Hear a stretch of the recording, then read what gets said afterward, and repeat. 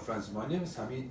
Today I'm working on this AGA DVG gas oven, and the customer's complaint was that the unit was not working properly, so we ordered the full burner assembly that comes with this STI gas valve with all the bits and pieces, and I replaced it a couple months ago. I have a video on this one, it's already posted on YouTube.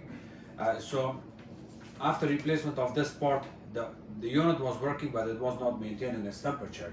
So if you had to look at the temperature probe, it was not hitting the right spot there. So the customer was not very happy. I had to come here a couple of times.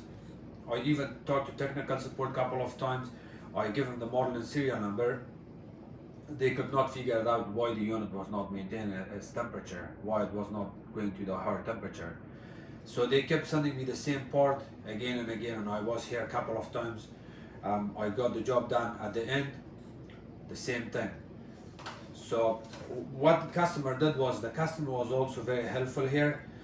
She did a lot of research, and then finally she got a hold of one of the guys in AGA. That the guy told the customer that it looks that from the model and serial number you guys have the wrong part here. So long story short, we had to play another gamble here to see if this replacement part will take care of this problem or not. So finally I told the customer that we are going to try this new part, where the new part number is AGAG1M2101. It's the gas valve set, and it comes with a couple bits and pieces. Here the bypass, the valves on this, and it also comes with an instruction paper here that you're gonna have to follow. This is the old one. The main important part here is this gas valve. You're gonna have to read the numbers. That the number, if you're installing the replacement gas burner or gas valve on this unit, it has to match two numbers. There's 06300203 or 06300205. So this part number I give you will actually replace these two gas valves. If your gas valve is 06300201, that's not the right one, and it may cause issues. This is the one that was not maintaining its temperature with this. The new gas valve that you're receiving, so the gas control valve that you're receiving, the only thing you can tell if it's the right one or not by looking at it from the top, this knob. This knob, for the right stove, the knob is a little bit smaller than original, and it's also smaller than the round one we have here. And also, if you look at it on this side, you will not have this yellow sign here. You are not going to see this on the new one.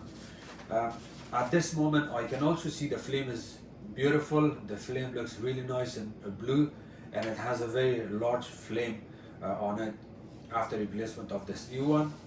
And I have a good feeling that it's going to maintain its temperature, and this customer is not going to have any issues.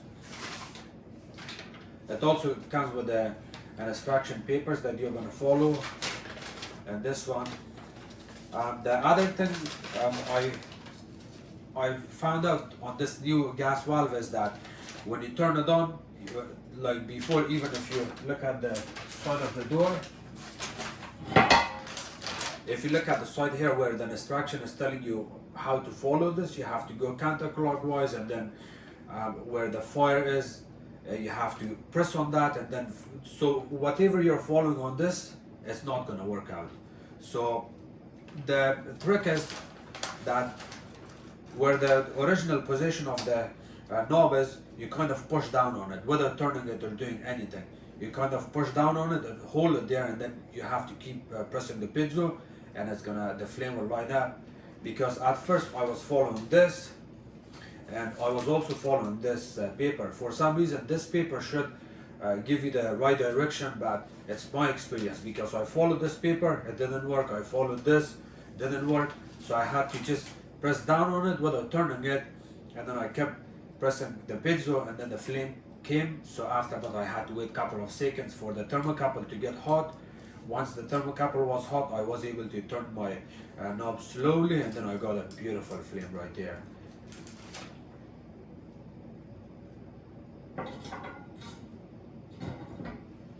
I'm also going to show you how it looks here.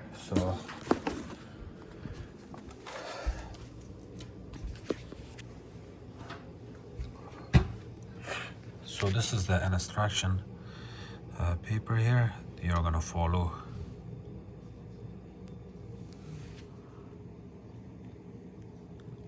I could be wrong, but I followed this, did not help me.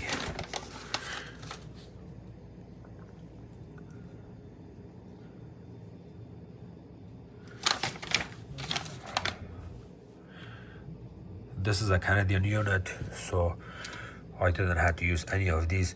The screws that blocks this, it comes in a green color. It doesn't come in green color, it's the brass, but the gasket is looking green on the new one. The old one is black. So I had to use one here. I had to use one here. You can screw it in with the,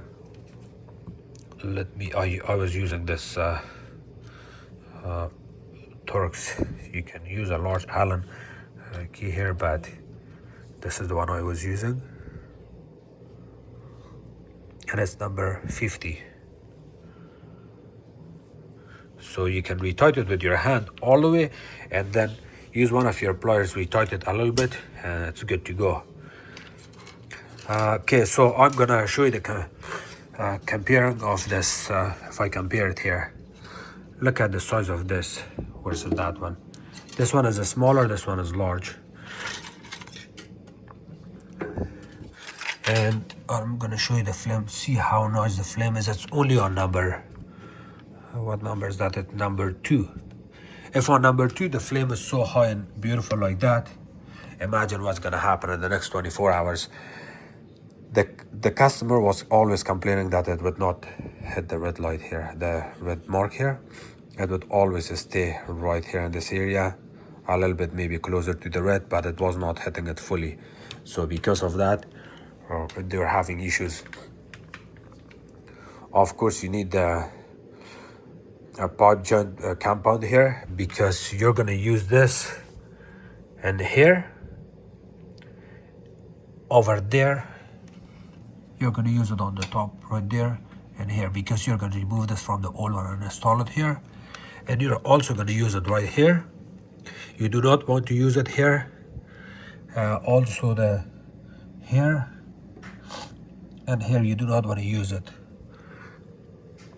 And after the job is done, you may want to put a couple paper towels here, and then when you turn it on, you have to check for leakage. You have to look really good.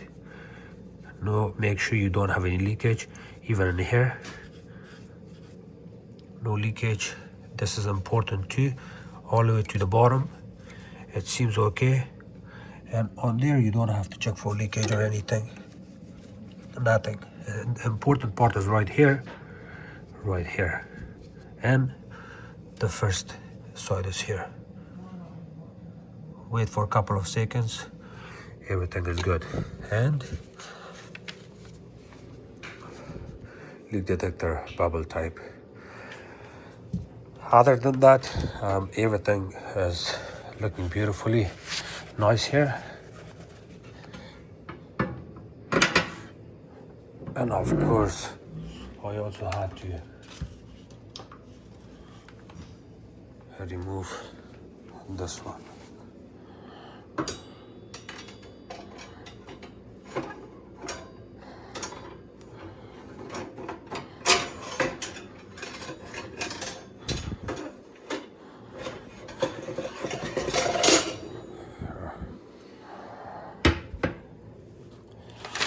And in order to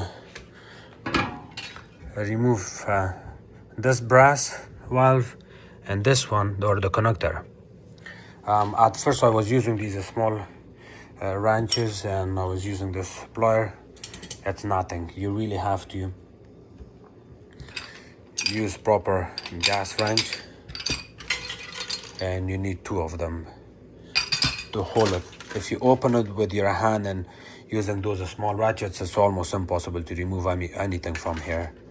And of course this thermocouple, you insert it from here, goes all the way inside, and then it comes here. Also, don't forget to retight all these 3 screws and that tiny screw that holds the top of the thermocouple in place. Other than that, you're good to go. Thank you so much, guys.